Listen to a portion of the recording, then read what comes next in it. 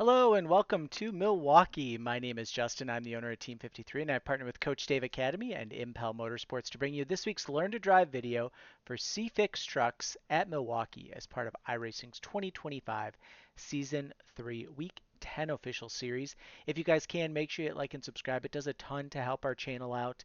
I'm a very small time racer here in Wisconsin. I've got a late model that's been parked.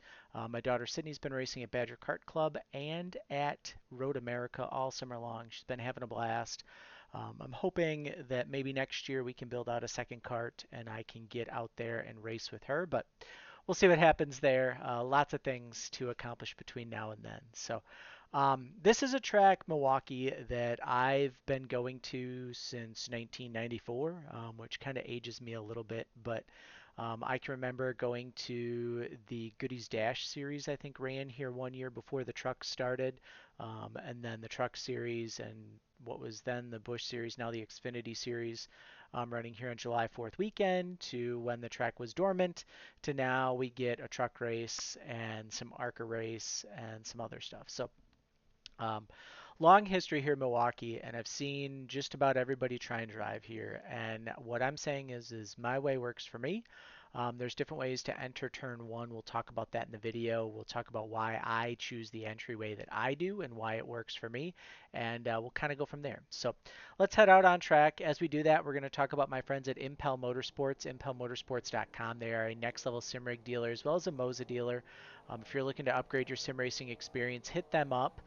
If you want free shipping on a next level sim rig purchase, head over to the Team 53 Discord, go to our announcements tab, and I believe there's a little announcement in there about how to get free shipping on your next level stuff.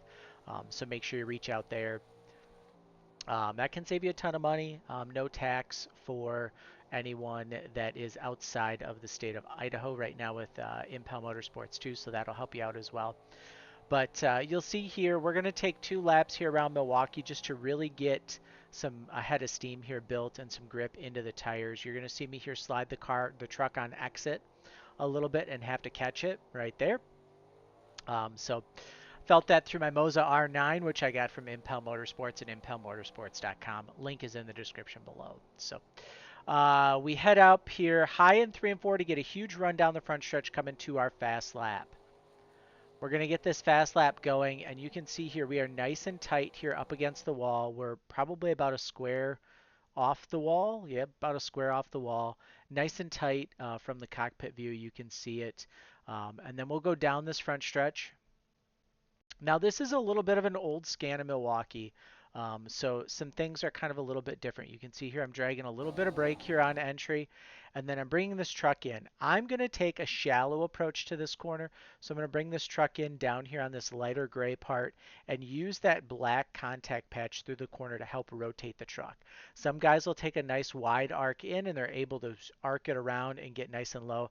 I like taking this shallow approach for me. It works best. So I bring it in. I grab it right here in the middle of this patch, right on entry. That's kind of my goal, right in the middle of the patch. Lets me keep those right side tires under here and keep that grip going. Get really nice and tight here next to this yellow rumble strip that they have here in the corner to separate the apron and that. I can remember back in the day when guys would drive down onto the apron in 1 and 2, you'd get the right side tires right along the seam here, and you'd use kind of the couple degrees of banking that are in the corner to help rotate the truck. Obviously, we can't do that now because they've raised it up and there'll be a little bit of negative degree there, but you can still use this contact patch to your advantage. So we get through about halfway through this corner. Right here, you see how it straightens out and then it turns a little bit there here in this corner. Right there at the opening here for the emergency vehicles where they come out. Right there at that opening, that's where I'm throttling up. From the cockpit view, here's what it looks like. Straightened out here in the corner, that's where I'm getting on throttle. And I'm using that to help rotate around the corner and then just kind of carrying this car out towards the outside wall.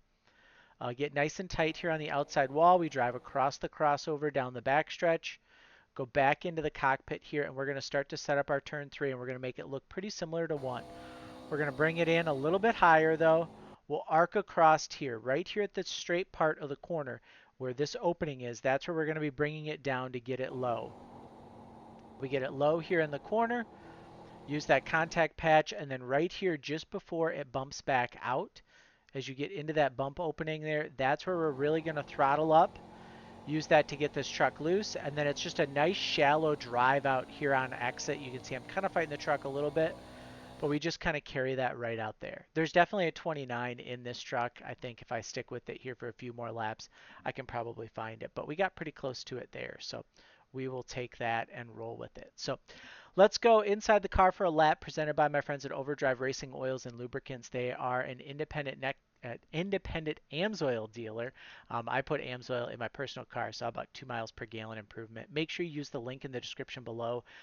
That does come back and helps us out, helps keep the content that we have here free, and it's been a huge help for me. So here we go, inside the car.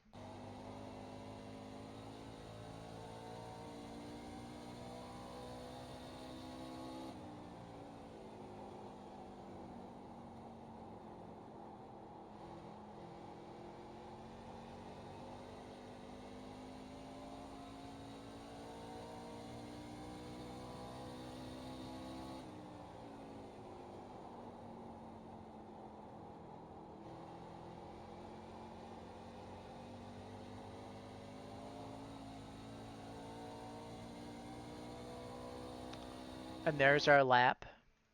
In terms of race laps, they're going to look very similar. Now, one thing I did notice, well, let's kind of go into the garage here and take a look.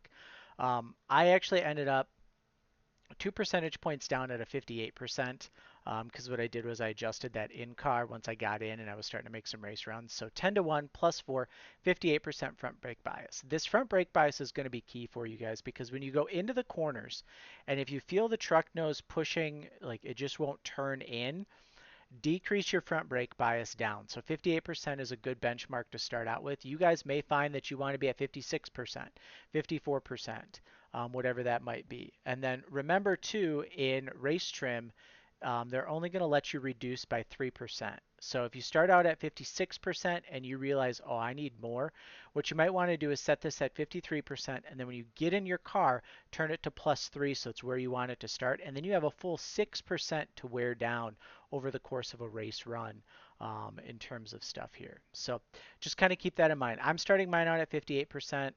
I think it'll be okay. If you get caution, stuff will tire heat. You guys get a set of tires. I think you'll be fine at that, but it might be something that you want to look at. So, um, but race laps are going to look very similar to qualifying. I would look at, if you're able to qualify with an O, my race lap would be a 1 or a 2. You're going to see a good amount of fall off here after about 5 or 6 laps, and then the truck is just going to settle back down to whatever that fall off was. So if you're seeing, about a half a second of fall off, the truck's going to settle into that half a second of fall off, and you're not really going to have too much to worry about there. But it's just going to be really kind of keeping this truck going, building up runs, and being in position to make passes when they come. So entry to one is a big passing zone where if a guy's taking a wider entrance into turn one, guys are going to slide it underneath them. Some bump and runs here in the middle of one where speed differentials kind of start to take into account. You'll see that a lot. I see a lot of times too where guys will get here exit at 2, they'll be able to make a little bit of a crossover move here, and get a nice little head of steam going into 3 to make a really good pass going into turn 3 where everybody wants to kind of take it a little bit wider. I think too, you guys that are running CFix, you're going to hear guys playing with shifting as runs go on, downshifting to third gear to get them a little bit better RPM up off. For me personally, I've never found shifting, in 1 and 2 or 3 and 4 to really help me, but it's definitely something that guys will do.